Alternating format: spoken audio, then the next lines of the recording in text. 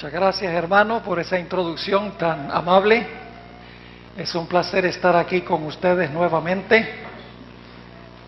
Según parece, la gente no le gusta sentarse aquí al frente, porque hay algunos puestos aquí.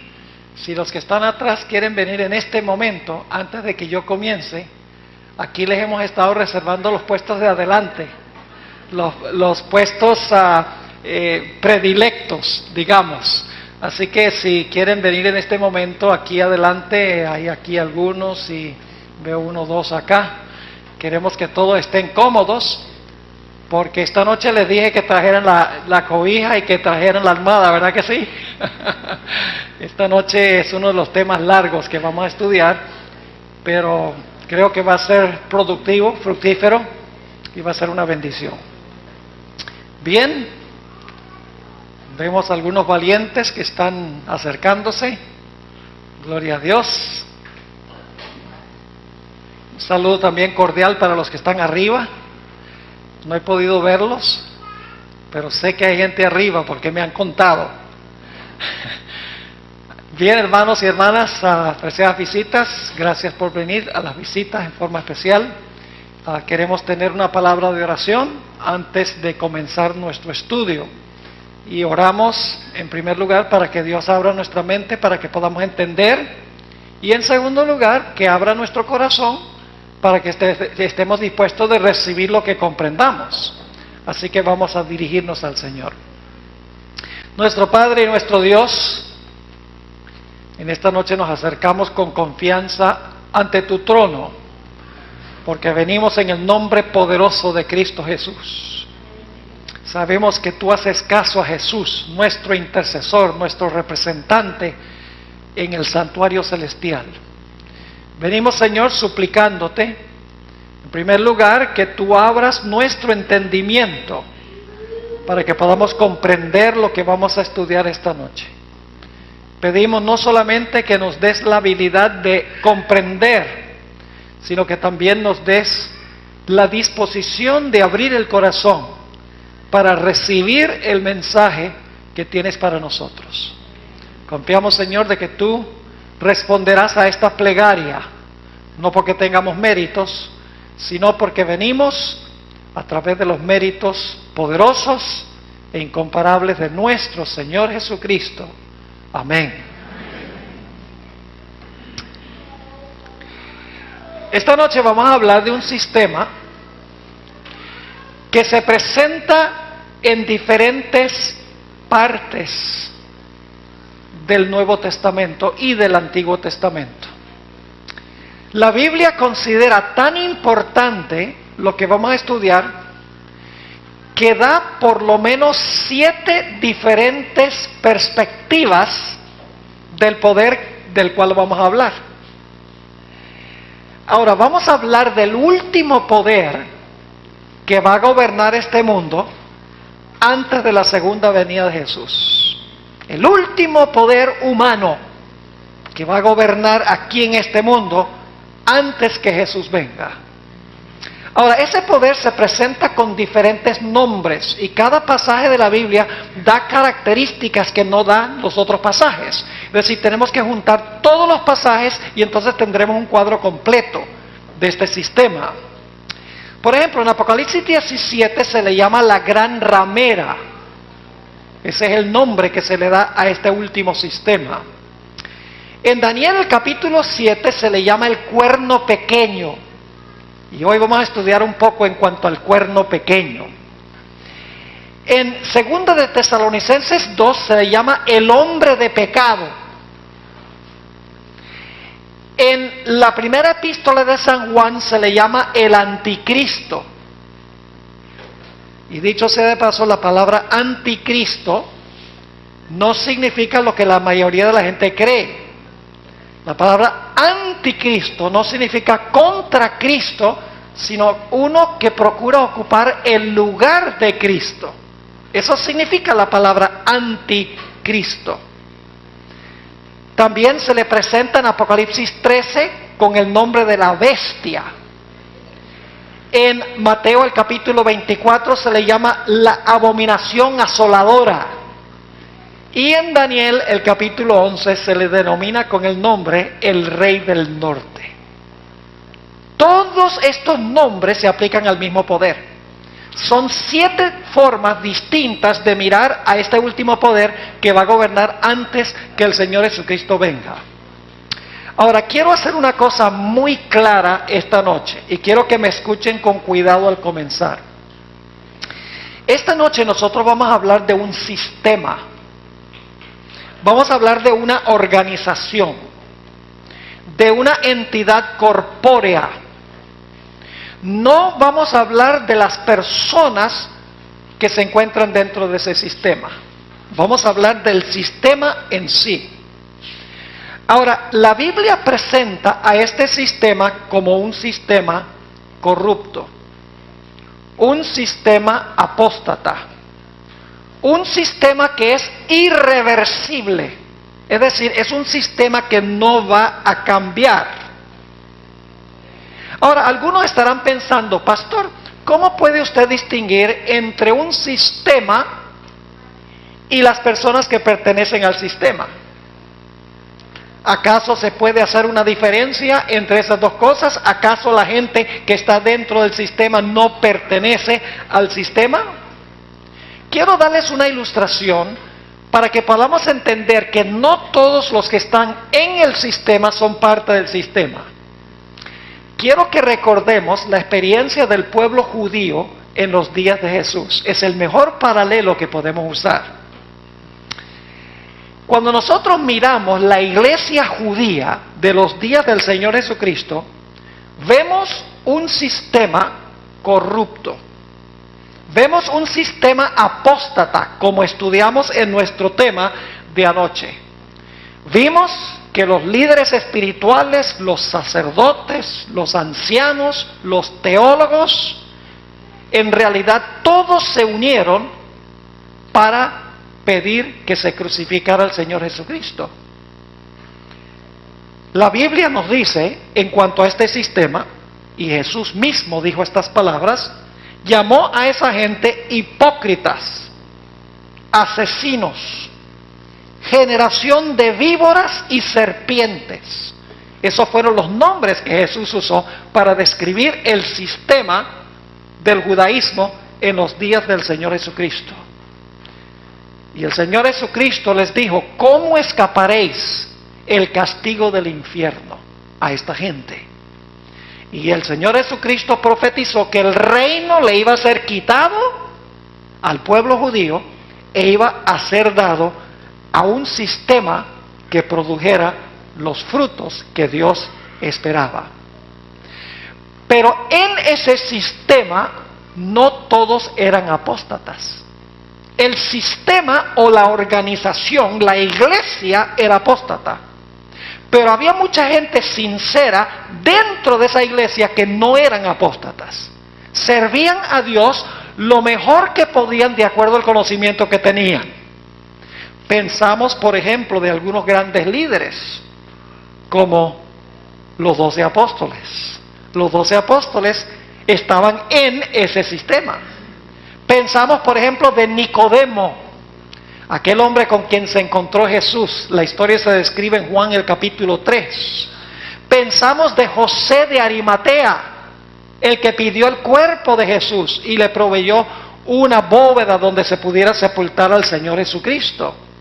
Pensamos de ese hombre sabio, Gamaliel, que cuando querían linchar a Pedro y a Juan, dijo, no hagan las cosas tan apresuradamente, porque si esto es de Dios, nadie lo va a poder detener. Si no es de Dios, se va a destruir solo. ¿Y cómo podríamos olvidar a Saulo de Tarso? Ese hombre que pertenecía al sistema, que luego salió y se convirtió en el gran apóstol San Pablo. En Hechos el capítulo 6 y el versículo 7 nos dice que en el sistema había muchedumbres que servían a Dios lo mejor que podían. Nos dice inclusive que cuando se hizo el llamado salieron una muchedumbre de sacerdotes, abandonaron el sistema y se unieron a la iglesia que el Señor Jesucristo fundó. Pero no solamente entre los dirigentes salieron para unirse al movimiento cristiano, sino que también laicos de la iglesia apóstata salieron. En el día del Pentecostés se bautizaron 3,000 de esas personas laicas que estaban dentro de este sistema. Es decir, aunque el sistema judío del día de Jesús, la iglesia judía, era apóstata, había muchos líderes sinceros en el sistema y laicos sinceros en el sistema que amaban a Dios y lo servían lo mejor que podían. Esta noche no voy a hablar de los individuos en el sistema, porque solamente Dios conoce el corazón. Voy a hablar del sistema en sí, de la organización o de este sistema jerárquico, podríamos decir. Ahora, para entender lo que vamos a estudiar esta noche, es necesario repasar una profecía que estudiamos el primer día, la profecía de Daniel, el capítulo 2. Y lo vamos a hacer bien rápido porque tenemos mucho material que cubrir esta noche. Ustedes recuerdan que el rey Nabucodonosor vio una gigantesca imagen. ¿La cabeza de la imagen era de qué? De oro. ¿Y qué representaba la cabeza? Babilonia, muy bien. Luego tenemos el pecho y los brazos de plata. ¿Qué reino representaba? Los medos y los persas. Luego tenemos el vientre, que era de qué? De bronce. ¿Y representaba cuál reino? Representaba el reino griego. Luego tenemos las piernas de hierro, que representaban el imperio romano. Muy bien. Y luego entonces en los pies tenemos ¿cuántos dedos? Tenemos 10 dedos y hay una mezcla extraña en los pies. ¿Todavía hay hierro en los pies? ¿Sí o no? ¿Continúa Roma en los pies? Claro que continúa Roma, pero se le añade un elemento raro. ¿Y qué elemento es ese? Barro de alfarero. ¿Y qué representa el barro? Representa la iglesia. Es decir, que después que el imperio romano se dividiera en 10 reinos, se le iba a añadir a lo que había sido el imperio romano un elemento diferente. La iglesia se iba a unir ¿con qué? Se iba a unir con el Estado para hacer una amalgamación apóstata, porque nadie une la iglesia con el Estado. Es decir, que en Daniel, el capítulo 2, tenemos una descripción de la historia desde los días de Babilonia, Medo-Persia, Grecia, el Imperio Romano, la división del Imperio Romano y entonces la unión de la iglesia y el Estado. Y quiero que noten que la unión de la iglesia y el Estado es Roma igual, pero es una Roma distinta, porque en los pies hay hierro, pero también hay barro. Roma continúa, pero es una Roma amalgamada, es una Roma que mezcla la iglesia ¿con qué? Que mezcla la iglesia con el Estado. Y viene después de la caída del Imperio Romano. Ahora necesitamos ir a otra profecía. Y no vamos a poder estudiar todo el capítulo, nada más quiero que noten la secuencia de poderes en Daniel el capítulo 7. Daniel 7 es paralelo a Daniel 2. La única diferencia es que en Daniel el capítulo 2 se usa una imagen con metales, mientras que en Daniel el capítulo 7 se presentan bestias, pero las bestias son paralelas a los metales de la imagen de Daniel 2.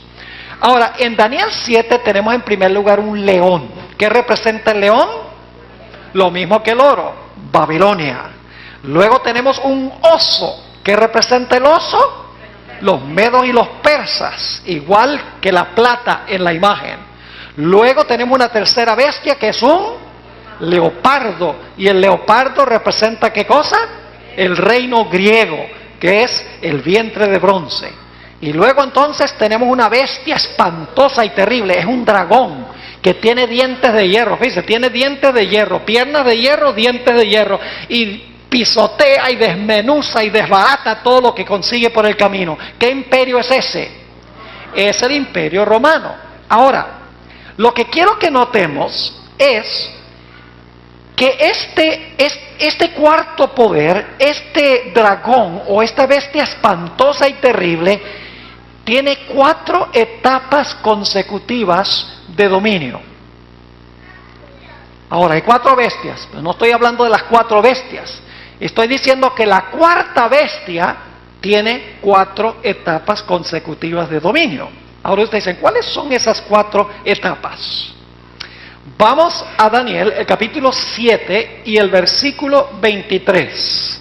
Daniel 7 y el versículo 23. El estudio de las profecías no es complicado. Dios tiene un método matemático para hacerlo. Sencillamente hay que seguir la secuencia de los poderes. No hay que adivinar, porque la secuencia de las profecías es muy clara. Ahora noten lo que dice Daniel 7:23. Ha pasado el león, Babilonia, ha pasado el oso, Medo-Persia, ha pasado el leopardo, Grecia, y ahora estamos en el 4.º reino, que es Roma. Pero quiero que noten que Roma tiene 4 etapas. El 4.º reino tiene 4 etapas. ¿Cuáles son? Daniel 7:23. Digo así: la 4ª bestia será un 4.º reino en la tierra, el cual será diferente de todos los otros reinos, y a toda la tierra devorará, trillará y despedazará. ¿Qué representa la 4ª bestia espantosa y terrible? Representa el imperio romano. El imperio romano gobernó desde el año 168 a.C. hasta el año 476 después de Cristo. Es decir, la primera etapa de Roma es el imperio romano. Pero ahora quiero que noten que hay un segundo periodo o una segunda etapa de la 4ª bestia. Vamos a Daniel 7:24. Porque esta bestia tiene ¿cuántos cuernos? ¿Ven? 10 dedos en los pies. ¿Y esta bestia tiene qué? 10 cuernos. ¿Ven el paralelo? Ahora fíjense lo que dice. Y los 10 cuernos significan, vamos a leerlo con cuidado, significan que de aquel reino se levantarán 10 reyes o 10 reinos. Yo pregunto, cuando esta bestia espantosa y terrible gobernó, cuando se levantó para gobernar, ¿ya tenía los 10 cuernos? No los tenía. Porque dice claramente aquí, los 10 cuernos significa que de aquel reino se levantarán 10 reinos. Para que se levanten de aquel reino tiene que existir primero el reino. ¿Están conmigo o no? Es decir, la segunda etapa de esta 4ª bestia es la etapa donde le salen a este dragón 10 cuernos. Pero luego viene una tercera etapa. Noten lo que dice Daniel 7 y el versículo 24 y el versículo 25. Dice, y los 10 cuernos significan que de aquel reino se levantarán 10 reyes, y tras ellos, ¿qué significa tras ellos? Significa después de ellos, tras ellos se levantará ¿qué? Otro, el cual será diferente de los primeros, y a 3 reyes derribará. Va a derribar a 3 de los. Y dice, y hablará palabras contra el Altísimo, y a los santos del Altísimo quebrantará, y pensará en cambiar los tiempos y la ley, y serán entregados en su mano hasta tiempos, ¿y qué? Y medio tiempo. Ahora fíjense entonces que tenemos 3 etapas hasta ahora. La primera etapa es la bestia espantosa y terrible gobernando sola, sin cuernos. Luego, después que gobierna por un tiempo, le salen ¿qué? Dice, se levantarán de ese reino 10. Y luego cuando están los 10, en medio de los 10, se levanta ¿qué? Un cuerno pequeño. Y el cuerno pequeño habla blasfemias contra el Altísimo. El cuerno pequeño persigue a los santos del Altísimo. Piensa que puede cambiar los tiempos y la ley de Dios, y gobierna por 1260 días. Tiempos, la mitad de un tiempo, son 3 años y medio. Pero en las profecías bíblicas, un día equivale a un año. Así que lo que hacemos es multiplicar 3 años y medio por 360 días cada año, y eso nos da un total de 1260 años que iba a gobernar este cuerno pequeño. Ahora ustedes estarán diciendo, pastor, ¿qué representa el cuerno pequeño? El cuerno pequeño representa lo mismo que el barro. ¿Han visto la secuencia o no? Oro, plata, bronce, hierro, 10 dedos con hierro y ¿qué?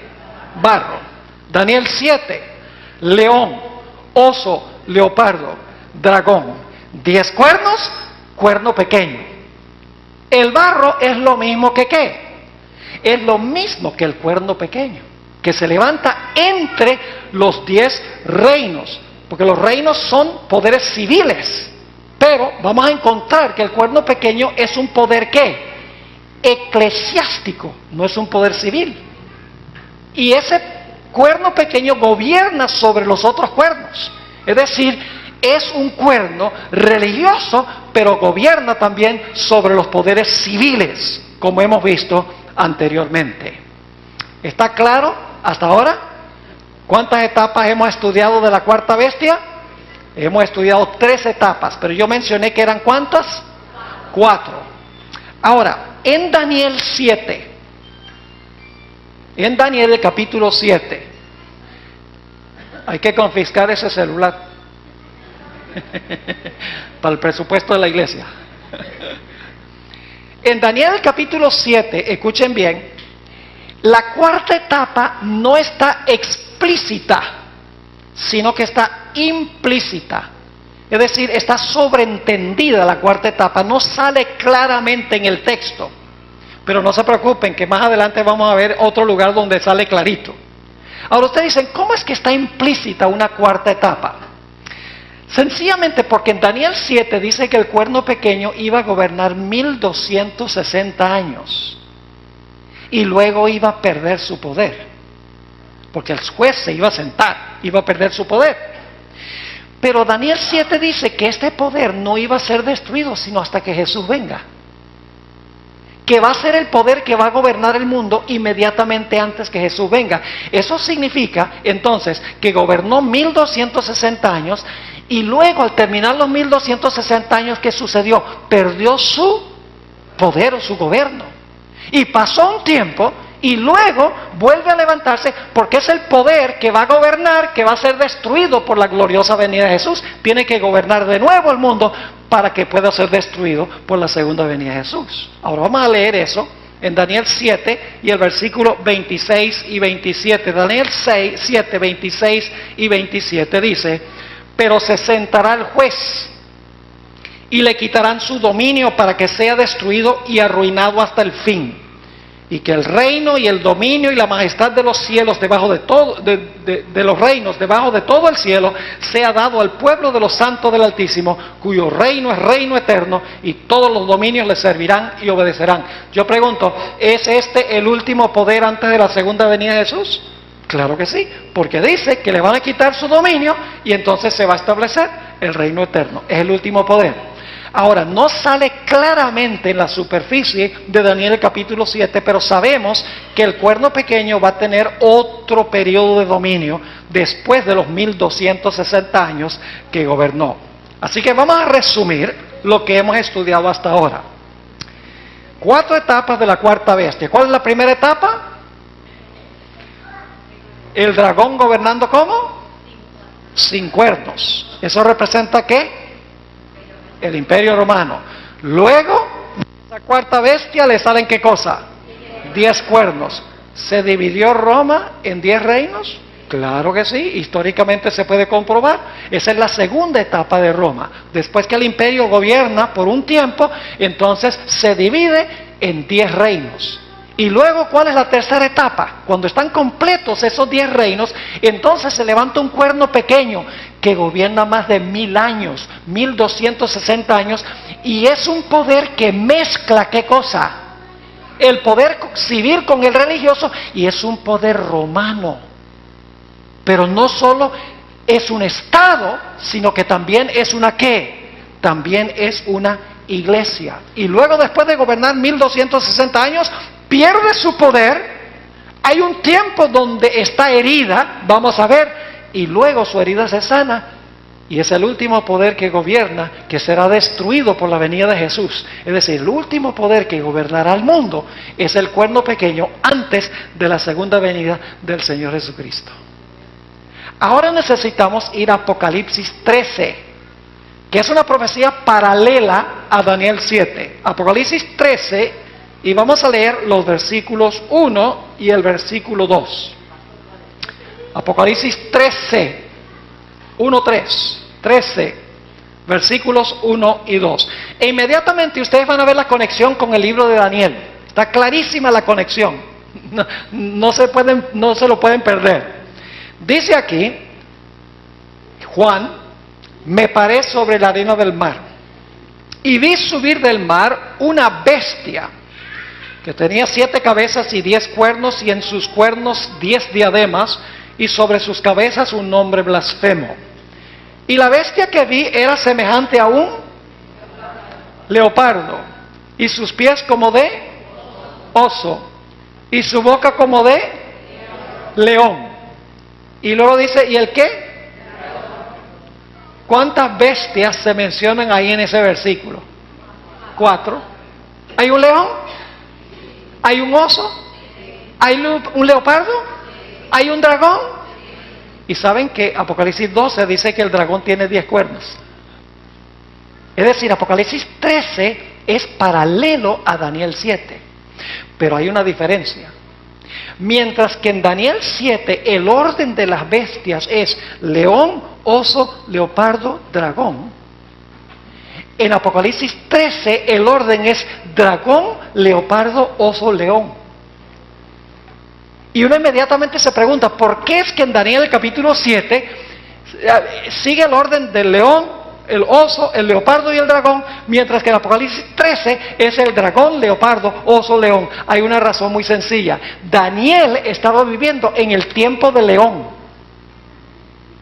Y se iba a levantar el oso, y se iba a levantar el leopardo, y se iba a levantar el dragón.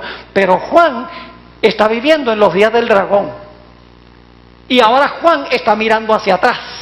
Es decir, Daniel está mirando hacia adelante, empezando con el león, y Juan está mirando hacia atrás, comenzando con el dragón, porque Juan vivía en la época del Imperio Romano. Ustedes saben que Juan vivió en los tiempos del Imperio Romano. El Señor Jesucristo estuvo en la tierra y llamó a Juan como uno de sus apóstoles cuando gobernaba Roma sobre esta tierra. Así que tenemos las 4 bestias. Ahora, ¿cuántos cuernos tenía ese dragón? Si ustedes leen Apocalipsis 12 y el versículo 1 al 3, dice que ese dragón tenía 10 cuernos. Ahora fíjense la secuencia: león, oso, leopardo, dragón. ¿Y cuántos cuernos tiene el dragón? El dragón tiene 10 cuernos. Ahora, en Daniel el capítulo 7, ¿qué poder vino después del dragón con 10 cuernos? ¿Qué poder se levantó después del dragón con 10 cuernos? ¿Se levantó el qué? El cuerno pequeño. Ahora yo pregunto, en Apocalipsis 13, ¿qué poder se levanta después del león, el oso, el leopardo, el dragón con 10 cuernos? Se levanta un poder que se le llama la bestia. Y ustedes dicen, ¿así es? Claro que sí. Ahora, la bestia representa lo mismo que el cuerno pequeño. Y algunos dirán, pero pastor, ¿por qué representa lo mismo que el cuerno pequeño? Por 2 razones. Número 1, por la estructura, por el orden de los poderes. En Daniel 7 tenemos león, oso, leopardo, dragón, y luego tenemos el dragón tiene 10 cuernos y luego gobierna el cuerno pequeño. En Apocalipsis el capítulo 13 tenemos león, oso, leopardo, dragón con 10 cuernos y luego gobierna la bestia. Es decir, el cuerno pequeño y la bestia están en el mismo lugar en la secuencia. Pero hay otra forma como podemos saber que la bestia de Apocalipsis 13 es lo mismo que el cuerno pequeño de Daniel 7. Vamos a Apocalipsis 13 y el versículo 5 y vamos a leer también el versículo 7. Y ustedes me van a decir si la bestia es lo mismo que el cuerno pequeño. No solo por la secuencia de poderes, sino por las características. Dice en Apocalipsis 13 y el versículo 5 y luego el versículo 7, dice también se le dio boca, que hablaba grandes cosas y blasfemias. Yo pregunto, ¿el cuerno pequeño hizo eso? ¿El cuerno pequeño habló blasfemias? Claro que sí. ¿Y se le dio autoridad para actuar cuánto tiempo? 42 meses. Y algunos dicen, ve, ese no es el mismo periodo de tiempo. Claro que sí es. Se expresa de una forma distinta. En la Biblia, el año profético tiene 360 días. Así que usted multiplica tiempos, la mitad de un tiempo, 3 años y medio, por 360 días que tiene cada año, ¿cuánto les da? 1260. Ahora, los 42 meses, si el año bíblico profético tiene 360 días, regla de 3 simple, ¿recuerdan? ¿Cuántos días tiene el mes? El mes tiene que tener 30, ¿no es así? Así que, ¿qué hacemos? Multiplicamos 42 meses por 30 días cada mes. Y si usted multiplica 42 meses por 30 días cada mes, ¿cuál es el total? 1260 días. Es el mismo periodo, pero se explica de una forma distinta, con otra cifra. Yo pregunto, ¿gobierna entonces la bestia el mismo periodo que el cuerno pequeño? ¿Habla blasfemias como hablaba el cuerno pequeño? Sí, pero hay otra característica. Note lo que sigue diciendo aquí en el versículo 7. Y se le permitió hacer, ¿qué cosa? Guerra contra los santos y vencerlos. También se le dio autoridad sobre toda tribu, pueblo, lengua y nación. ¿El cuerno pequeño perseguía a los santos, sí o no? Claro que sí. ¿La bestia persigue a los santos? Claro que sí. La secuencia es clara. La bestia es lo mismo que el cuerno pequeño. Porque tenemos león, oso, leopardo, dragón. 10 cuernos, cuerno pequeño. Y luego tenemos león, oso, leopardo, dragón, 10 cuernos, bestia. El cuerno pequeño es lo mismo que la bestia. Ahora, hemos visto hasta ahora 3 etapas en Apocalipsis 13. Y ustedes dicen, ¿cuáles son las 3 etapas? En primer lugar, tenemos el dragón en Apocalipsis 13, porque el dragón le da su poder, ¿verdad? ¿Cuántos cuernos tiene ese dragón? 10. ¿Y luego le da su poder a quién?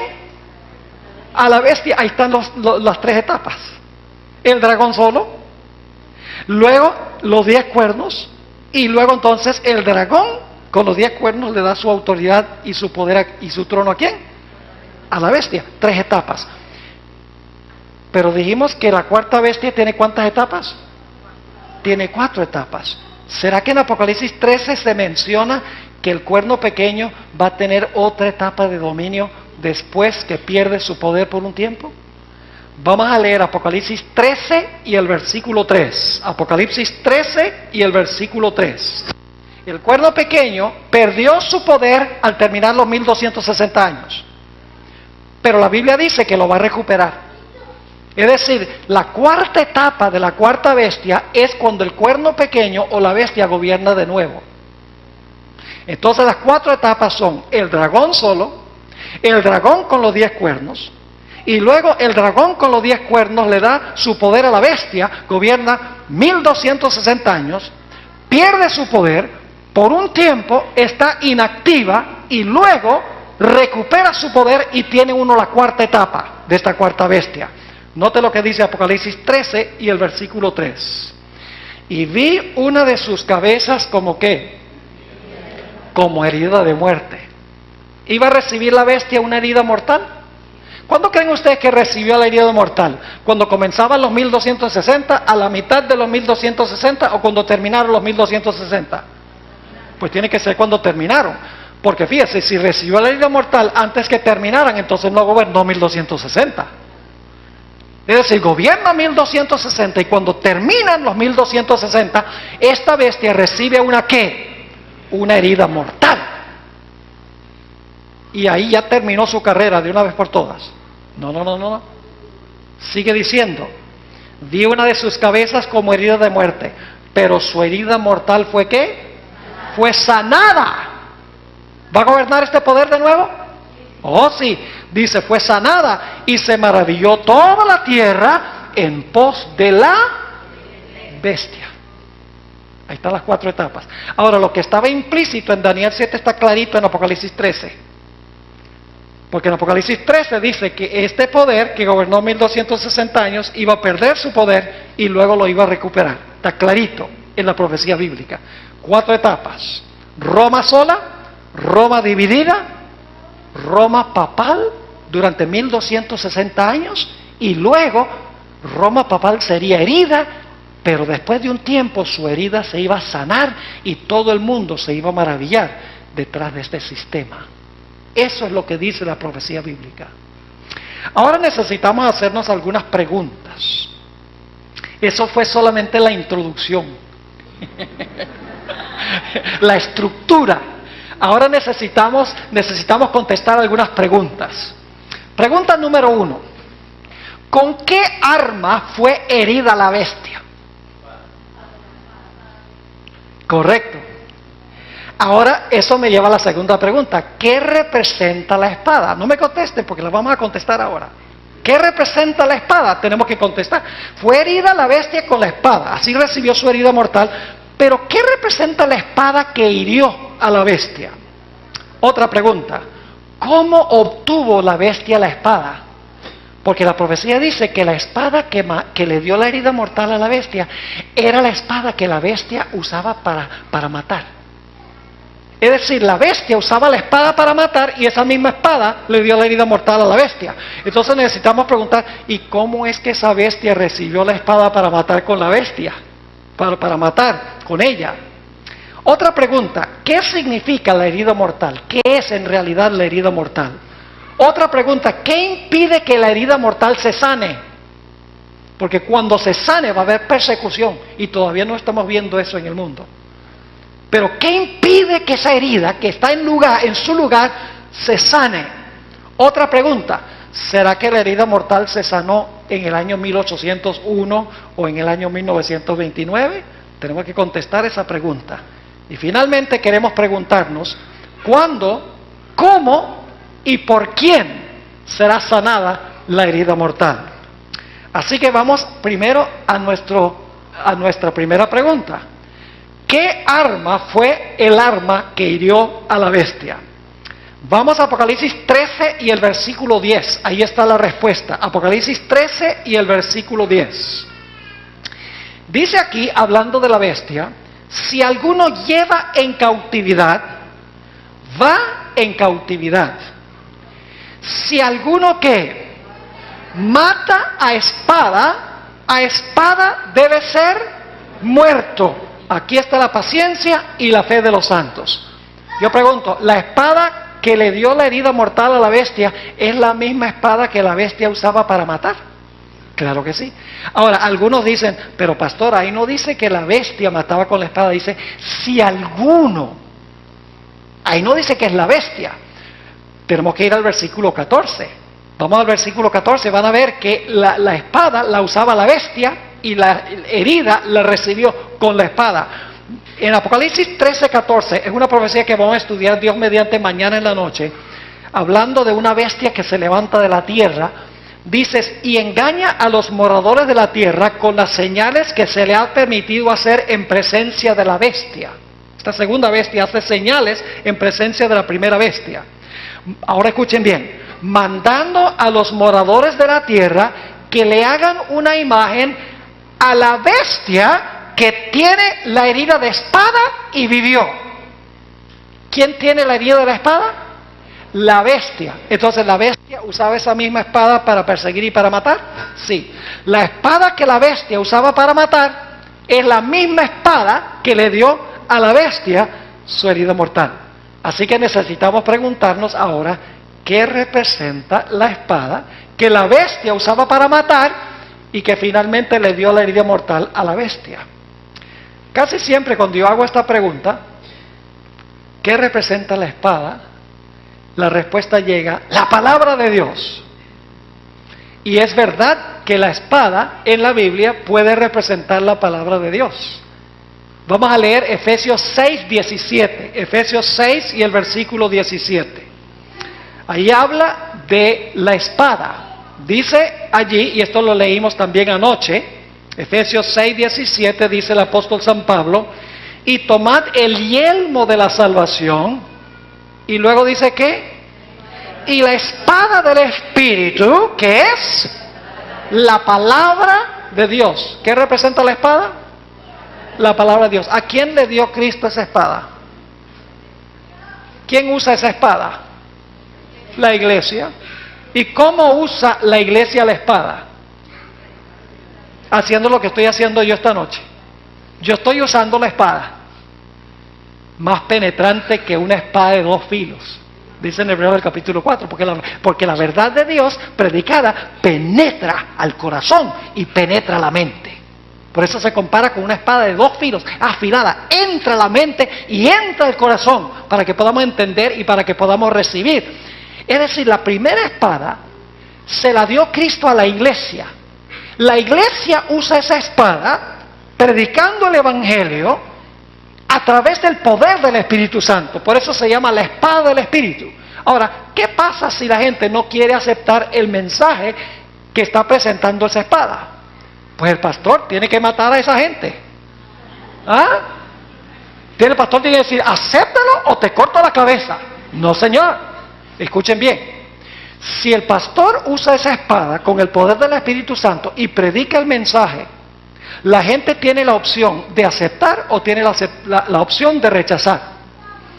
Si rechaza, Dios se encargará de juzgar a esa persona en el juicio final.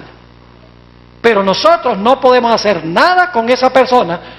Sencillamente podemos proclamar el mensaje y la persona decide si va a recibir o si va a rechazar el mensaje, y entonces tendrá que arreglárselas con Dios si aceptó o si no aceptó. Ahora, yo quiero decirles, esta no es la espada que usó la bestia para matar. ¿Cómo sabemos que esta no es la espada que usó la bestia para matar? Yo pregunto, ¿la bestia usó la Biblia para matar a la gente? La bestia no usaba la Biblia para matar a la gente. Así que esta no puede ser la espada que se menciona en Apocalipsis el capítulo 13. No puede ser, es imposible, porque el papado no usó la Biblia para matar.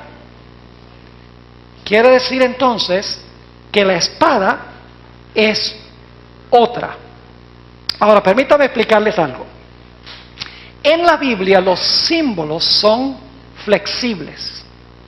Los símbolos no siempre significan lo mismo. Les doy un ejemplo. ¿Qué representa un león en la Biblia? ¿Puede representar un león Babilonia? Sí. ¿Puede representar a Cristo? El león de la tribu de Judá. ¿Puede representar a Satanás? Anda cual león rugiente buscando a quien devorar. ¿Puede representar a Judá, el hijo de Jacob? Sí, se le llamó un león en Génesis 49. Entonces, león no siempre significa lo mismo. Hay que tomar en cuenta el contexto. Ahora yo pregunto, ¿qué representa la levadura? Siempre que hago esa pregunta, la gente dice, la levadura representa ¿qué cosa? El pecado.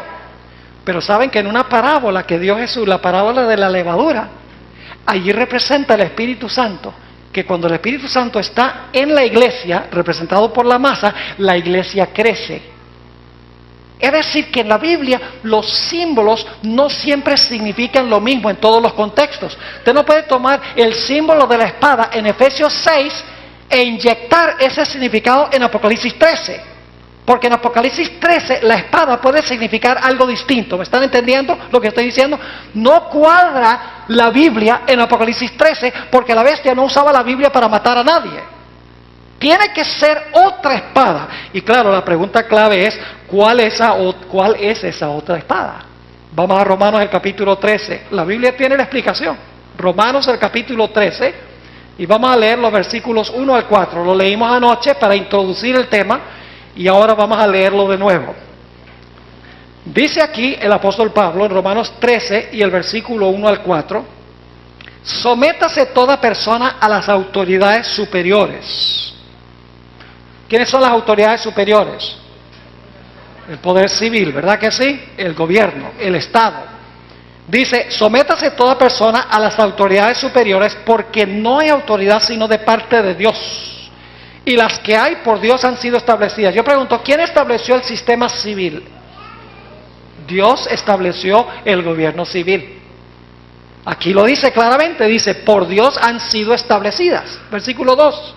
De modo que quien se opone a la autoridad, es decir, el que se opone al poder civil, a lo establecido por Dios resiste.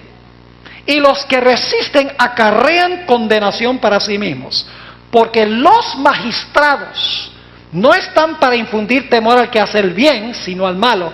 ¿Quieres pues no temer la autoridad? Haz lo bueno y tendrás alabanza de ella. Acá ahora viene el versículo clave. Porque es servidor de Dios para tu bien. Pero si haces lo malo, teme, porque no en vano lleva ¿qué? no en vano lleva la espada, pues es servidor de Dios, vengador para castigar al que hace lo malo. ¿Qué clase de malo? ¿Violar el sábado? ¿Adorar un ídolo? ¿Tomar el nombre de Dios en vano? No, esa no es la clase de mal. La clase de mal, como vimos anoche, tiene que ver con la segunda tabla de la ley, nuestra relación con nuestros semejantes. Es decir, el poder civil debe proteger la vida, debe proteger la propiedad, debe proteger la reputación, debe proteger a los padres. Es decir, el papel del gobierno civil es gobernar en asuntos civiles. Y dice aquí que el Estado también tiene su ¿qué? También tiene su espada. Ahora, ¿cómo usa el poder civil la espada? ¿Qué pasa si tú haces lo malo? ¿El poder civil usa su espada? ¿Qué hace? ¿Te predica un sermón? No predica un sermón. La espada del poder civil significa que el poder civil puede castigar violaciones del Código Civil. Esa es la forma como usa la espada. Por ejemplo, te puede confiscar tu propiedad si la ganaste de una forma deshonesta. Te puede encarcelar. Y en algunos países puede ejecutar inclusive el decreto de muerte sobre una persona para un crimen que es terrible. Algunos países tienen la sentencia de muerte. Es decir, el Estado usa la espada para castigar violaciones del Código Civil con penalidades literales, como encarcelamiento, confiscación de bienes, multas y en algunos países con la sentencia de muerte. Yo pregunto, ¿puede la iglesia usar esa espada? No. ¿Puede el Estado usar la espada de la iglesia? No.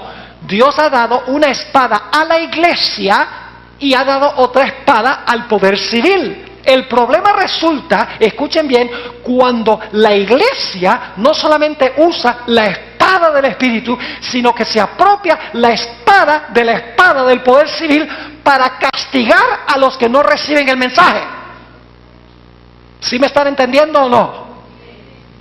Esa es la amalgama del hierro con el barro. Esa es la unión del hierro con el barro. Es la unión de la iglesia con el Estado. Es decir, es la iglesia no conforme solo con usar la espada del Espíritu, que es predicar con el poder de Dios para convencer a los seres humanos de corazón que reciban a Jesús para tener una vida transformada, sino las personas que no acepten, la iglesia dice, usa tu espada civil para castigar a los que no acepten el mensaje. Yo pregunto, ¿fue eso lo que pasó con Jesús? ¿Y ustedes creen que eso no va a pasar al final de la historia también? Claro que va a pasar. Va a pasar igual. Escuchen bien. A través de la historia, los peores enemigos del verdadero pueblo de Dios son otros que se dicen pueblo de Dios. ¿Quién mató a Abel? Su propio hermano. ¿Quién perseguía a los profetas? El propio pueblo a quienes eran enviados. ¿Quién persiguió a Elías? El propio pueblo de Israel. ¿Quién acabó con la vida de Jesús? El pueblo que vino a salvar. ¿Quiénes sufrieron bajo el poder de esta iglesia durante las edades oscuras, durante los 1260 años? Era la iglesia la que estaba persiguiendo a otras personas que eran fieles en la iglesia. ¿Y ustedes creen que va a ser diferente al final de la historia? No, señor. La historia se repite. Ahora, Jesús no permitió que sus discípulos usaran la espada literal. Jesús le dijo a sus discípulos, recibiréis poder y ¿qué? Y me seréis ¿qué? Testigos en Jerusalén, Judea, Samaria y hasta los lugares más remotos de la tierra. La comisión que le dio Jesús a los discípulos era predicar el evangelio en todo el mundo. Pero le dio Jesús a sus discípulos la espada literal para castigar a los que rechazaran el mensaje. No, señor. Quiero repasar algo que estudiamos anoche. El Señor Jesucristo estaba en el huerto del Getsemaní, vino la guardia del templo. Todavía no ha entrado el poder civil en perspectiva. Viene la guardia del templo para arrestar a Jesús. Y nos dice la Biblia que uno de los discípulos sacó la Biblia y predicó un sermón. No, ¿qué hizo el apóstol Pedro? El apóstol Pedro sacó una espada, pero no era la espada del Espíritu. Él tenía que aprender más adelante, después del Pentecostés, cómo usar la espada, de verdad. Pero dice la Biblia que él sacó la espada, literal, porque iba a castigar a cualquiera que arrestara a su líder, el líder de su iglesia, por así decirlo. Ahora, quiero que noten lo que sucedió. Pedro saca la espada, le mete un zarpazo con la intención de cortarle la cabeza, pero le falló la puntería, y en vez de cortarle la cabeza le cortó la oreja. Y Jesús, cuando vio esta obra del apóstol Pedro, que supuestamente fue el primer papa, dicen, cuando Jesús vio lo que hizo Pedro, el primer papa, entre comillas, el Señor Jesucristo dice: bien hecho, Pedro, amén. Y le dice a los otros discípulos: ¿y ustedes qué flojos? Sáquenlo también. ¿Eso fue? No. Escuchen lo que dijo Jesús. Apocalipsis 13 y el versículo 10 dice algo muy interesante. Lo leímos hace unos momentos. Dice: entonces Jesús le dijo. Esto se encuentra en Mateo 26, 52, pero es paralelo a Apocalipsis 13, 10. Dice: entonces Jesús le dijo: vuelve tu espada a su lugar, porque todos los que tomen espada a espada perecerán. ¿Hay alguna relación entre ese versículo y Apocalipsis 13, 10? Claro que sí. ¿De qué espada está hablando Apocalipsis 13, 10? ¿De la Biblia? No, de la espada de la fuerza, para obligar a la gente a aceptar a Cristo y aceptar su reino. Unas pocas horas más tarde, Jesús estaba en la corte de Pilato. Y Pilato tuvo una entrevista personal con Jesús. El relato se encuentra en Juan 18 y el versículo 36. Y el Señor Jesucristo, le preguntó Pilato al Señor Jesucristo: ¿es verdad que tú eres un rey de lo que te acusan los judíos? Y fíjense lo que dijo el Señor Jesús: mi reino, ¿qué? No es de este mundo. ¿Cuántos reinos reconoció Jesús? 2. El de él y el del ¿qué? Y el del mundo. Dice: mi reino no es de este mundo.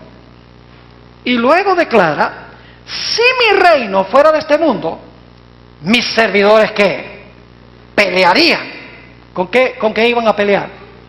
Con la espada, literal. Dice: mis servidores pelearían para que yo no fuera entregado a los judíos, pero mi reino no es de aquí. ¿Reconoció Jesús 2 reinos? ¿Vino Jesús a apropiarse del reino terrenal y de la espada literal? No. Jesús vino a establecer su iglesia. Dice: sobre esta roca edificaré mi iglesia. Vino a establecer su reino espiritual. Y le dio ese reino espiritual la espada, la palabra, para predicar la palabra y persuadir, no obligar, persuadir a la gente para que aceptaran a Cristo como Salvador y tuviesen una transformación de su vida.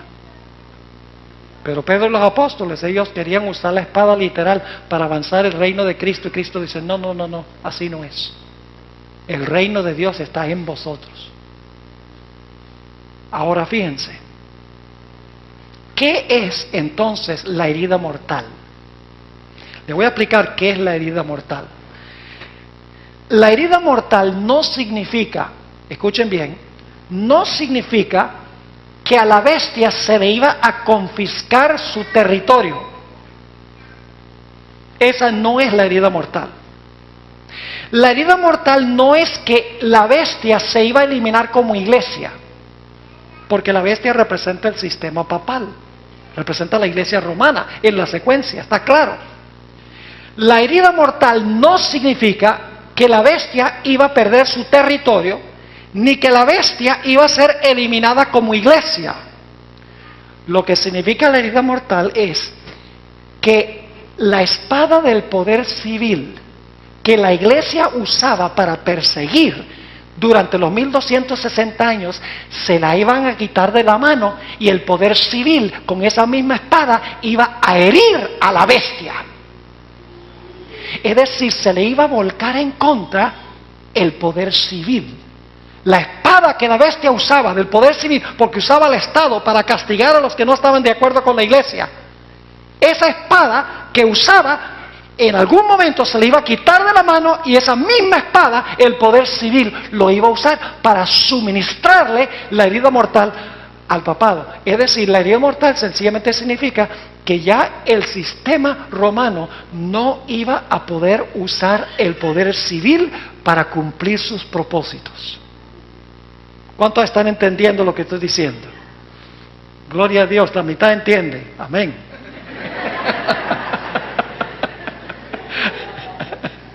Yo creo que los demás entienden, pero es que da flojera levantar la mano, ¿verdad? Ahora, ¿está claro? Vamos a repasar. ¿Qué es la espada? La espada es la capacidad que tiene el poder civil para castigar violaciones del Código Civil. ¿Qué hizo la iglesia durante los 1260 años? No solo usaba la espada de la Biblia, la espada del Espíritu, para predicar, sino que usó la espada del poder civil. Dios, dame la espada del poder civil para que todo aquel que no haga caso a nuestro mensaje y que no haga caso a lo que nosotros enseñamos, entonces ayúdanos tú para entonces cortarles la cabeza o quemarlos en la hoguera. Pero ¿qué iba a pasar al final de los 1260 años? Al final de los 1260 años el poder civil le decía, dame esa espada. Y el poder civil iba a usar la espada para suministrarle la herida mortal al sistema romano. Ahora necesitamos hacernos la pregunta, ¿cómo obtuvo la iglesia romana la espada? Es una historia fascinante. Les voy a mencionar cómo la obtuvo. La bestia, cómo obtuvo la espada para poder perseguir y matar a los que no estaban de acuerdo con lo que enseñaba la iglesia. Entre el año 300 y el año 476 de la era cristiana, se levantaron varias tribus que se conocen como las tribus bárbaras. Eran del sector norte del Imperio Romano. Y estas tribus bárbaras, que no tenían cultura, no sabían leer ni escribir, por eso se le llaman bárbaras, y también eran bien violentos, empezaron a venir del norte e invadieron el Imperio Romano. Y empezaron a dividir el Imperio Romano, a cada uno parcelándose un pedazo de lo que había sido el Imperio Romano. Esos son los 10 cuernos que se encuentran en la cabeza del dragón, son los 10 dedos de los pies de la imagen. Es decir, el Imperio Romano siguió existiendo porque había hierro en los pies, pero siguió existiendo en una forma distinta porque se le añadió el barro. Ahora fíjense que cuando empezaron las invasiones de las tribus bárbaras, el resultado fue que en el Imperio Romano imperó el caos y el desorden. En el año 476 cayó el último emperador del Imperio Romano. Su nombre era Rómulo Augustelo. Y después del año 476 ya no había emperador en el Imperio Romano Occidental.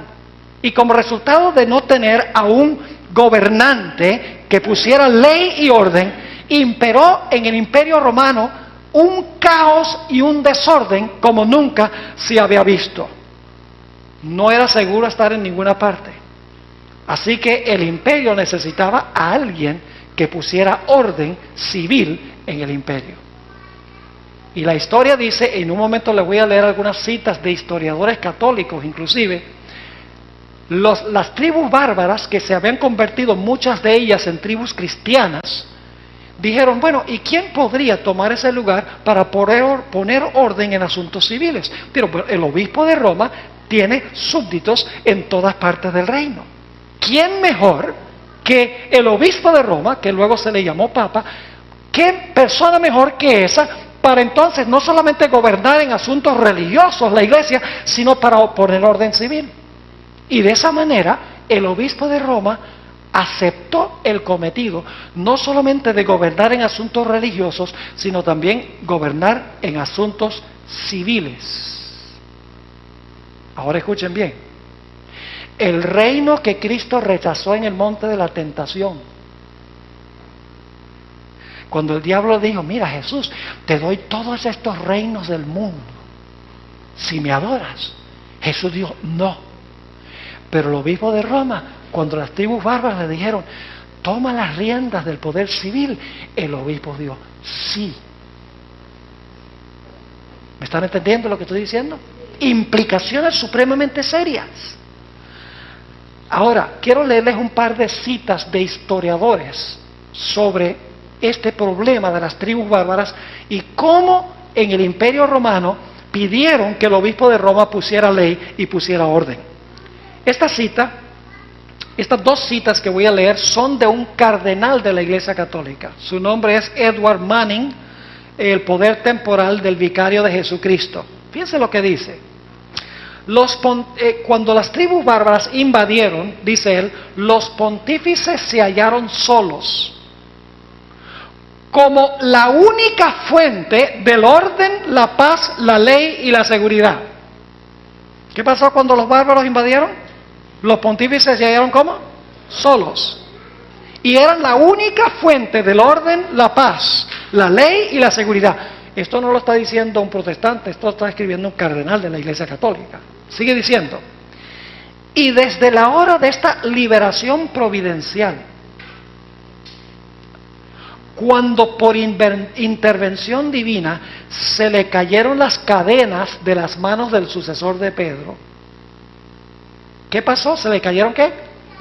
Las cadenas al sucesor de Pedro. ¿Cómo se llaman los sucesores de Pedro, supuestamente?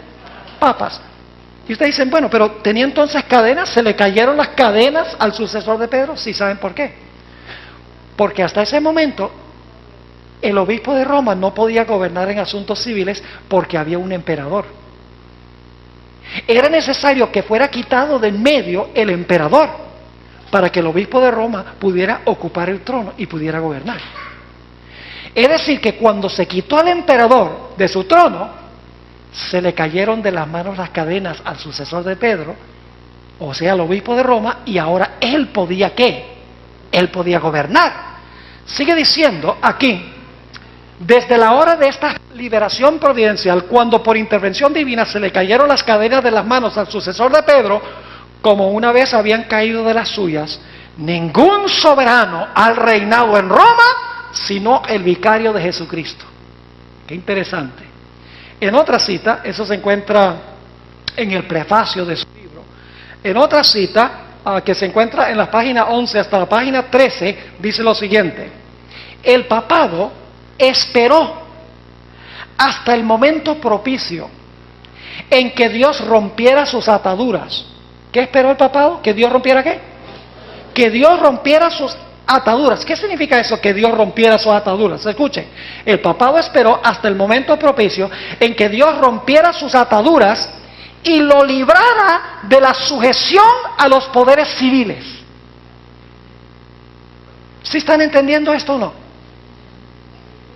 Nuevamente, el papado esperó hasta el momento propicio en que Dios rompiera sus ataduras, que era lo que lo tenía atado. Sigue diciendo, y lo librara de la sujeción a los poderes civiles. Es decir, mientras había emperador, la iglesia estaba sujeta al poder civil. Pero cuando es quitado de en medio el poder civil, ahora el obispo de Roma ocupa el trono, no solamente de la iglesia, sino también del Estado. Y sigue diciendo, el papado esperó hasta el momento propicio en que Dios rompiera sus ataduras y lo librara de la sujeción a los poderes civiles, colocándolo así sobre el trono como dueño de su propia soberanía temporal. Quiero leerles otras citas muy interesantes de los historiadores. Escuchen esto. Hace mucho tiempo, cuando por causa de la negligencia de los emperadores del occidente, Roma cedió a la misericordia de las tribus bárbaras, los romanos apelaron, escuche, este historiador es católico, el que estoy leyendo ahora. Dice, hace mucho tiempo, cuando por causa de la negligencia de los emperadores del occidente, Roma cedió a la misericordia de las tribus bárbaras, los romanos apelaron a un personaje para que les proporcionara ayuda y protección, y le pidieron que gobernara sobre ellos. Y así, de esta forma sencilla, comenzó la soberanía temporal de los papas. Y humildemente, acercándose al trono de César, el vicario de Cristo se apropió del cetro ante el cual los emperadores y reyes de Europa se habrían de inclinar por tantos siglos. ¿Están entendiendo esa cita? Aquí hay otra cita. Este historiador va a mencionar las tres etapas, las primeras tres etapas. Él no lo sabe, pero mirando Apocalipsis, ustedes van a ver las tres etapas. Escuchen lo que dice. Bajo el dominio del Imperio Romano, ¿cuál etapa sería esa? ¿De la cuarta bestia? La primera, ¿verdad? Dice, bajo el dominio del Imperio Romano, los papas no tenían poderes temporales. Es decir, los papas no tenían ¿qué? No tenían poder civil. Sigue diciendo. Pero cuando el Imperio Romano se desintegró y fue reemplazado por un número de reinos rudos y bárbaros, ¿cuál etapa sería esa? La segunda, la división de los reinos. Ahora viene la tercera, dice, la Iglesia Católica Romana no solo se independizó de los estados en asuntos religiosos, sino que llegó a dominar en asuntos seculares también. Ahí está la etapa número 3. Esta cita es interesante. Durante toda la Edad Media, había en Roma tan solo una autoridad espiritual y temporal que ejercía poderes que al fin de cuentas sobrepasaban aquellos que había tenido el emperador romano. Y esta cita que voy a leer es la que más interesante. Dice un historiador, Juan Figis, también católico, dice, en la Edad Media la iglesia no era un estado, sino más bien el estado. Ahora, pero no ha terminado la cita, fíjense. En la Edad Media la iglesia no era un estado, sino más bien el estado. O mejor dicho, la autoridad civil era meramente el departamento de policía de la iglesia. ¿Están captando esto? Esto no lo está escribiendo un escritor protestante. Lo están escribiendo historiadores eclesiásticos de alta reputación, personas que han estudiado la historia de Roma y la historia de la iglesia. Es decir, el poder civil era el departamento de policía de la iglesia. Cuando la gente no hacía caso a lo que enseñaba la iglesia decía, policía, ven y arréstalo. Policía, quémalo en la hoguera. Policía, tortúralo. Y eso pasó con millones de personas durante lo que se conoce como las Edades Oscuras. Ahora quiero leerles las palabras de un papa, el Papa Bonifacio VIII, en el año 1302. Escribió una bula. Una bula es una carta personal. El nombre de esta bula es Unam Sanctam. Y quiero que noten lo que dijo este papa. Lo que está diciendo es que las dos espadas son de la iglesia. Escuchen lo que dice. Los textos de los evangelios nos informan que la iglesia romana tiene en su poder dos espadas. Es decir, la espada espiritual y la temporal. Ambas pues le pertenecen a la iglesia, es decir, la espada espiritual y la material. Ahora fíjense, la espiritual debe ser usada para la iglesia, pero la material por la iglesia. La primera está en la mano del sacerdote y la segunda está en las manos de los reyes y soldados, pero siempre bajo la voluntad y el visto bueno de los sacerdotes. ¿Están entendiendo lo que significa que la bestia tenía la espada? La bestia tenía la espada porque usaba el poder civil para castigar a los que no aceptaban las doctrinas y prácticas de la iglesia de esa época. Y por 1260 años esa iglesia tuvo la espada para perseguir con el poder civil. Lo mismo que sucedió con Cristo Jesús, como estudiamos anoche. Pero cuando llegaron los 1260 años a su fin, sucedió algo espectacular. Exactamente 1260 años después que el papado recibiera su poder, que fue en el año 538, cuando fueron destruidos los ostrogodos, el último de los tres reinos rebeldes al poder papal. Cuando fueron derrotados los ostrogodos, ahí comenzó la soberanía papal, lo cual significa que tienen que ir nada más del 538, 1260 años hacia adelante, y van a llegar al lugar cuando terminan los 1260 años. Ahora les voy a explicar qué fue lo que pasó exactamente como lo dice la profecía bíblica. La Revolución Francesa comenzó en el año 1789 y culminó con un evento que ahora les voy a relatar. El 12 de febrero de 1798, el general Berthier, general de las tropas de Napoleón Bonaparte, entró a Roma, entró a la Capilla Sistina, a donde el Papa Pío VI estaba celebrando el aniversario de su coronación. Subió al lugar a donde se encontraba Pío VI, le quitó la triple corona, que significa que es rey del cielo, la tierra y de las regiones subterráneas o del infierno. Le quitó la tiara, le quitó el anillo, señal de su autoridad, y le dijo: tu dominio ha terminado. Y fue llevado cautivo el Papa Pío VI y fue a parar en varios sitios, y finalmente el lugar permanente a donde murió fue en la ciudad de Valence, en Francia, donde murió en el año 1799. Ahora, Napoleón Bonaparte había dicho que no se iba a elegir más papas. Napoleón Bonaparte dijo: todos los problemas que ha tenido el mundo hasta este momento se deben a esta unión de la Iglesia con el Estado. Y no vamos a permitir que se elija otro obispo de Roma para no caer en los mismos problemas.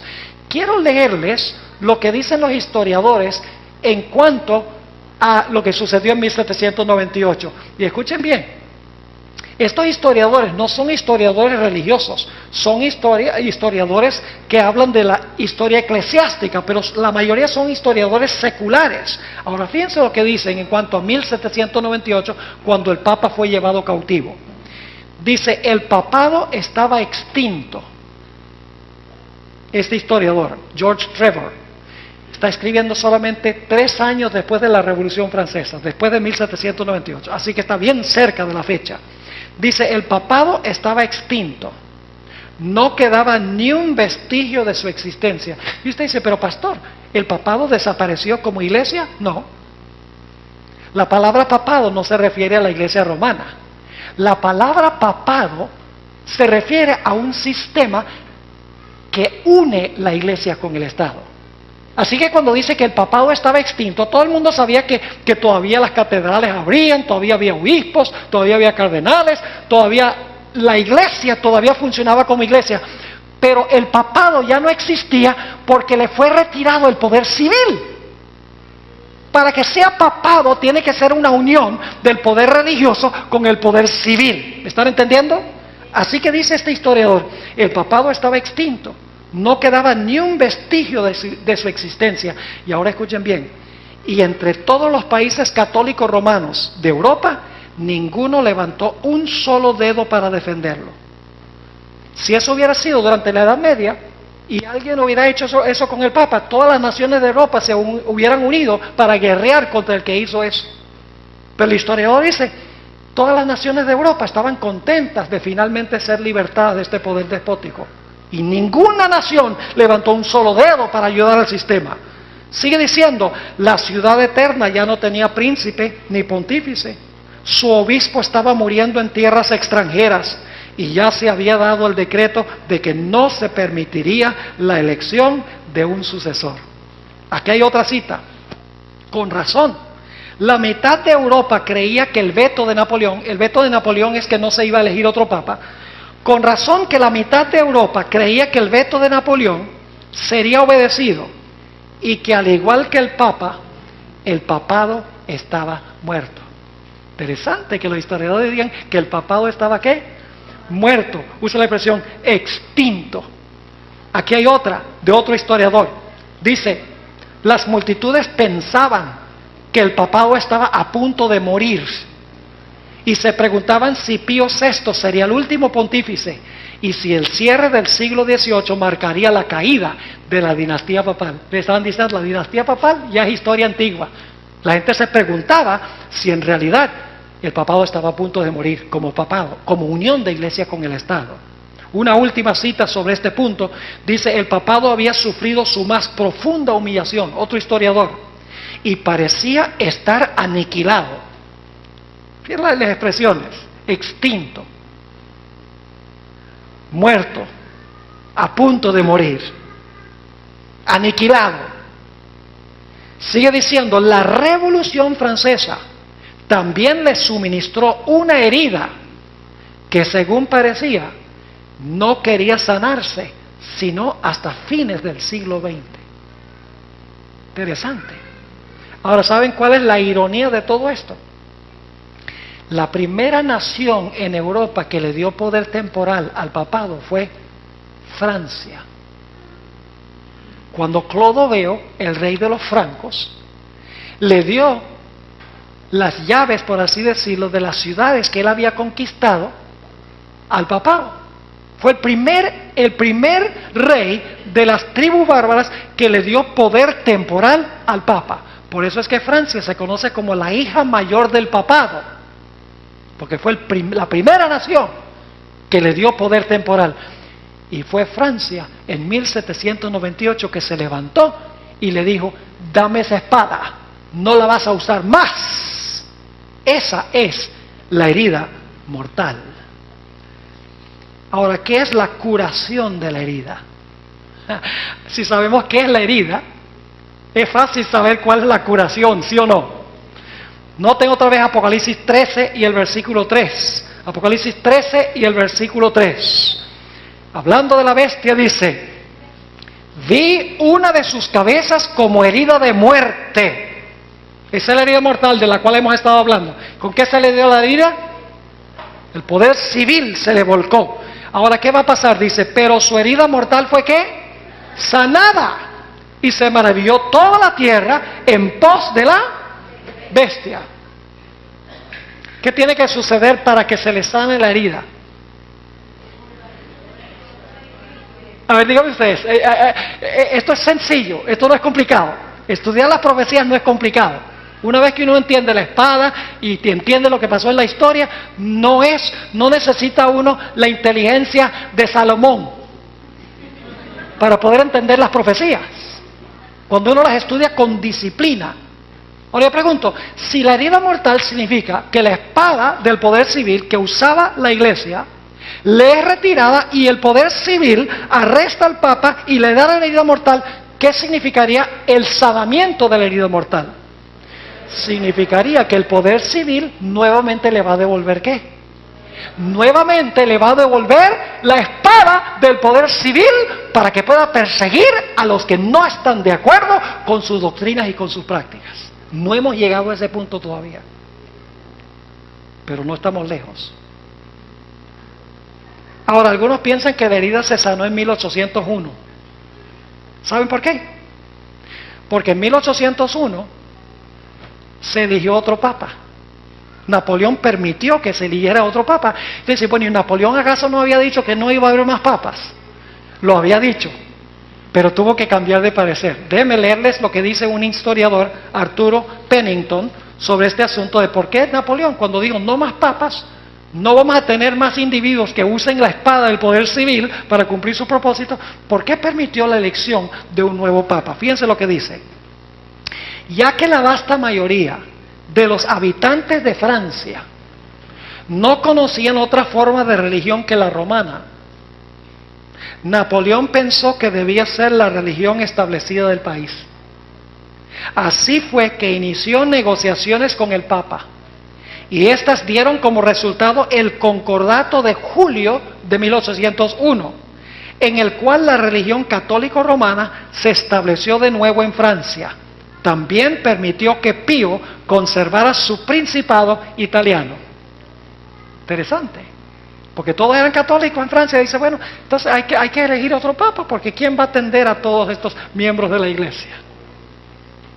Poco sabía Napoleón lo que estaba haciendo. Entonces dice, ¿y por qué razón no decimos que la herida se sanó en 1801? Le voy a explicar, hay varias razones. Razón número uno, y esto no lo van a saber sino hasta mañana, plenamente. La profecía bíblica dice que el poder que le va a devolver la espada no era Italia,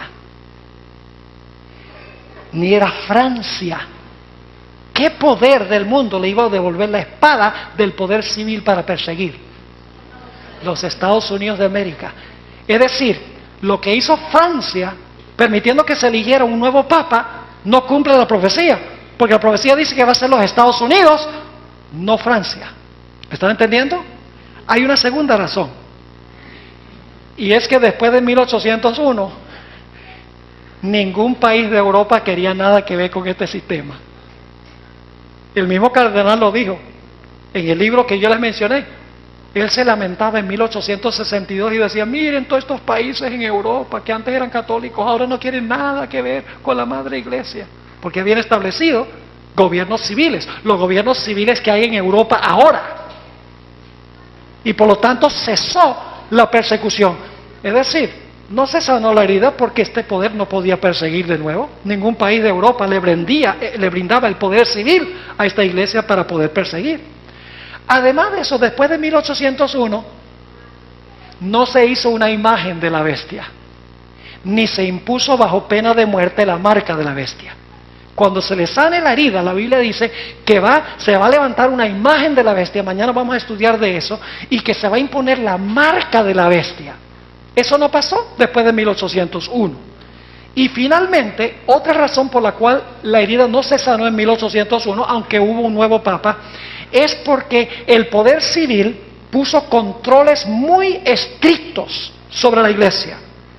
Por ejemplo, el Estado elegía los obispos, el Estado le pagaba su salario y el Estado exigía que los sacerdotes dieran un juramento de lealtad al gobierno francés. Es decir, la iglesia no tenía autonomía. El Estado más bien restringía el poder de la iglesia. Ahora, lo que conocen pocos adventistas inclusive es que el papado recibió una segunda herida mortal en 1870. Y usted dice, ¿una segunda herida mortal? Exactamente. Déjenme decirles cómo ocurrió. Antes del año 1870, Italia era no el país unido que nosotros conocemos hoy en día. Italia era un montón de pequeños países que se conocían como los estados papales. Cada uno era un país independiente, hasta 1870. Pero en 1870, el emperador Víctor Emanuel II confiscó los estados papales y unificó a Italia. Es decir, hizo de Italia una sola nación, confiscando todos los estados papales. En protesta, 3 papas se encerraron en el Vaticano y en 59 años no salieron. Ni un paso salieron del Vaticano, en protesta por lo que había hecho Víctor Emanuel II. Esos papas fueron Pío IX, Pío X y Pío XI. Ahora, después de pasar los 59 años, ocurrió algo muy interesante. Ocurrió lo que creen muchos adventistas fue el momento cuando se sanó la herida mortal, en 1929. Ahora, a veces en la iglesia nosotros desarrollamos estas tradiciones que se pasan de generación en generación y decimos, bueno, en 1929 se sanó la herida y lo repetimos sin reflexión y sin estudiarlo cuidadosamente. ¿Saben de dónde viene la idea de que la herida mortal se sanó en 1929? Viene de un periódico que se publicó el mismo día en que Mussolini y Gaspari, representando al papado, firmaron un concordato de paz, porque habían estado por 59 años en guerra, pero firmaron el día 11 de febrero de 1929 un concordato. Y el periódico que se llama La Crónica de San Francisco escribió un artículo ese mismo día sobre ese concordato que se firmó. El titular de ese periódico decía: el Vaticano nuevamente en paz con Italia después de una larga pelea. Eso decía el titular grande. Había un titular en letra más pequeña que decía: sana la herida de muchos años. Y luego en el artículo mismo apareció un párrafo, y les voy a leer el párrafo, y de aquí viene la idea de que la herida se sanó en 1929. El artículo decía: el problema romano tenemos que entender qué es el problema romano. El problema romano es la confiscación de los estados papales en el año 1870. No se refiere a 1798. El problema romano tiene que ver con 1870. Dice, el problema romano es asunto del pasado y el Vaticano está en paz con Italia. Esto se logró formalmente hoy, cuando dos notables plenipotenciarios, el cardenal Gaspari, representando al Papa Pío XI, y el premier Mussolini, en representación del rey Víctor Emanuel III, intercambiaron firmas en el histórico palacio de San Juan Letrán.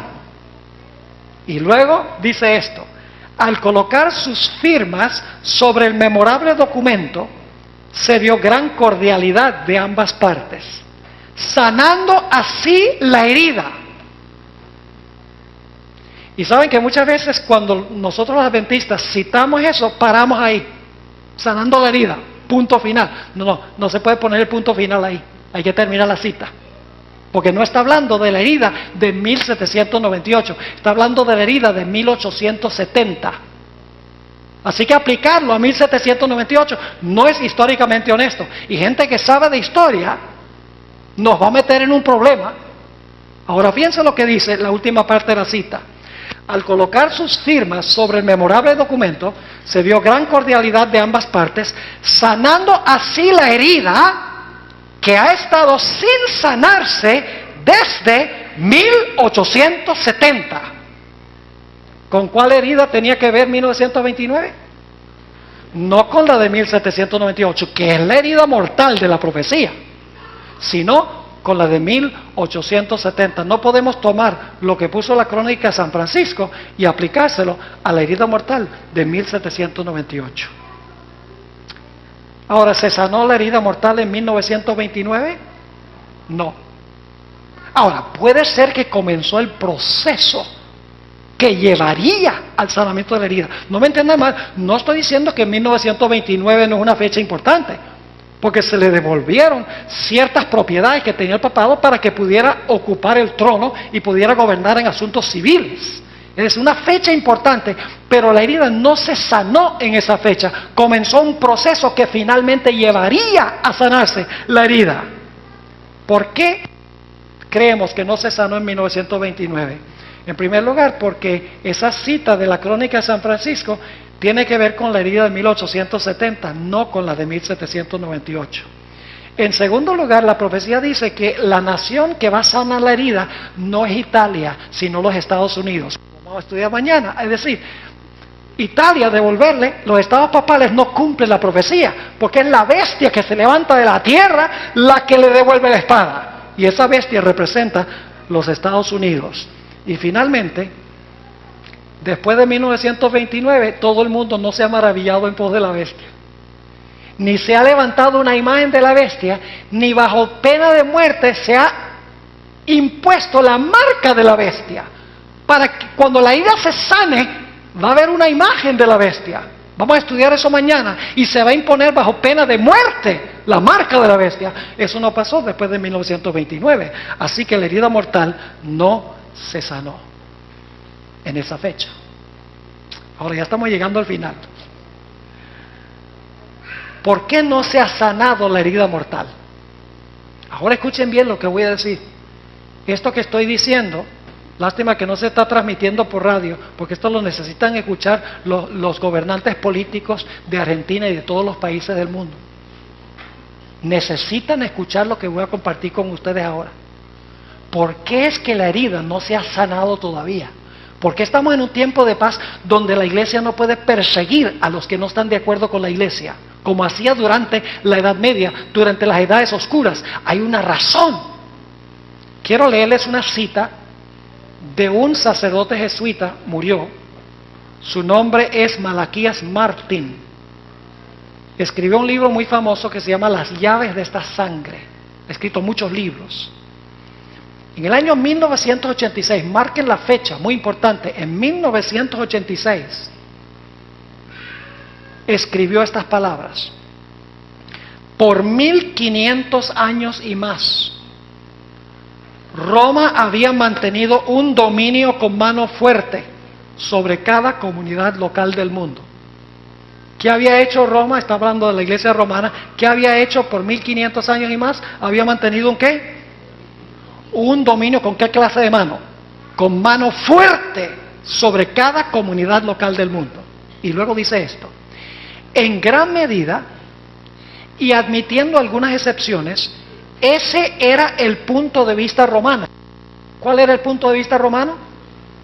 Dominar con mano fuerte cada comunidad del mundo. Dice, este era el punto de vista romano. Ahora viene la parte clave. Hasta que 200 años de inactividad le fueran impuestos al papado por los grandes poderes seculares del mundo. ¿Están entendiendo lo que está diciendo la cita? ¿Qué le impusieron los poderes seculares del mundo? Por 200 años le impusieron ¿qué? Inactividad. Es decir, él está diciendo, este sacerdote jesuita está diciendo que el papado por 200 años ha estado ¿qué? Inactivo. ¿Por qué está inactivo? Porque tiene la herida mortal. ¿Y por qué tiene la herida mortal? Porque le ha sido impuesto, dice aquí, por los grandes poderes seculares del mundo. ¿Qué son los grandes poderes seculares del mundo?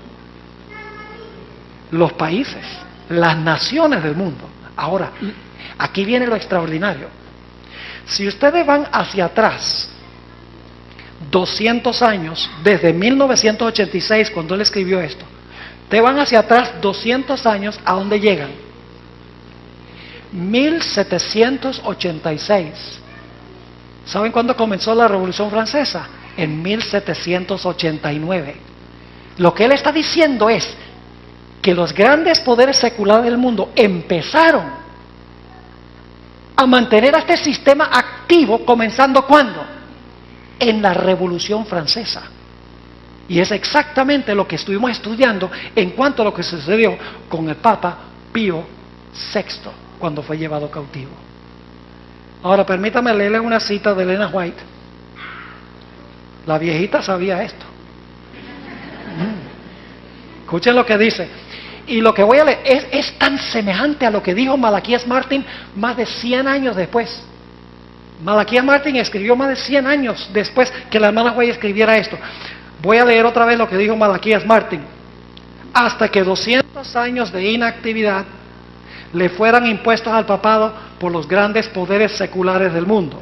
Ahora fíjense lo que dice ella sobre el sanamiento de la herida mortal.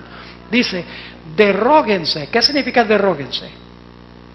Elimínense o quítense. Dice, derróguense las medidas restrictivas impuestas en la actualidad por los gobiernos civiles.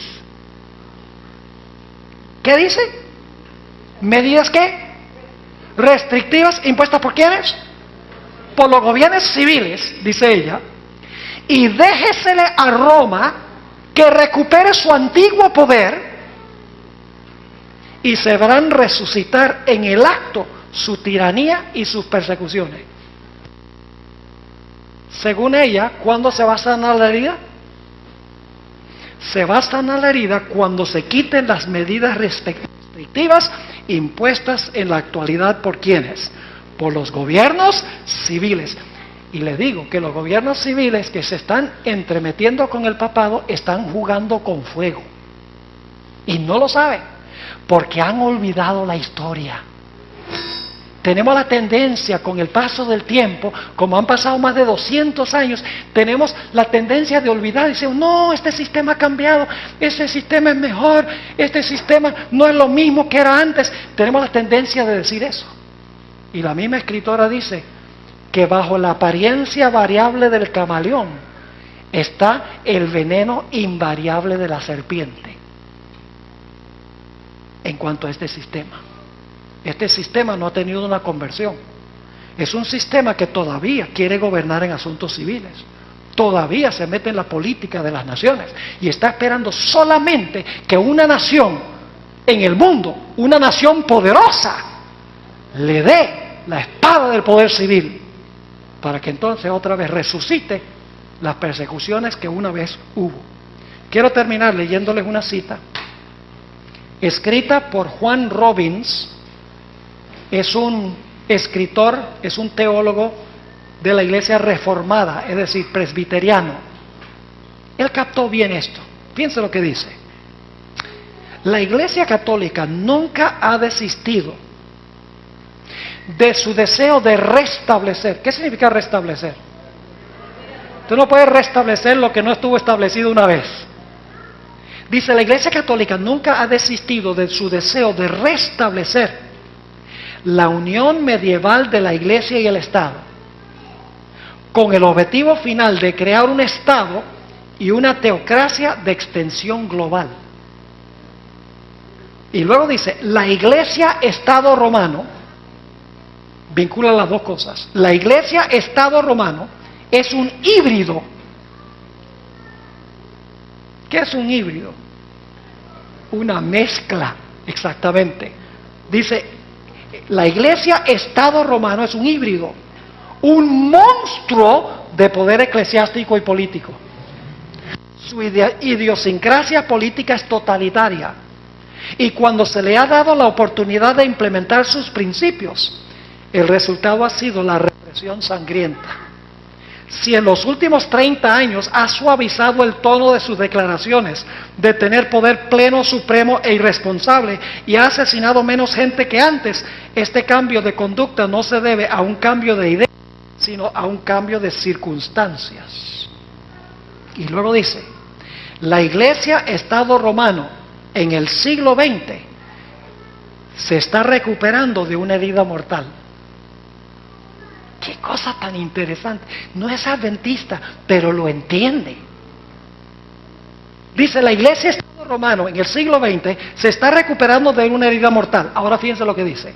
Si o cuando, nosotros no decimos si, decimos cuándo. Pero dice, si o cuando recupere la plenitud de su poder y autoridad, impondrá un régimen más siniestro que cualquiera que el planeta jamás haya visto.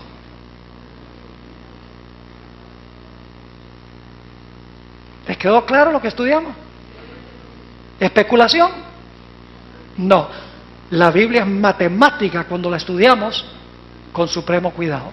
Ahora quiero terminar con una pregunta. ¿Qué nación en su sano juicio le devolvería la espada al poder papal conociendo toda esta historia del pasado? ¿Qué nación haría eso?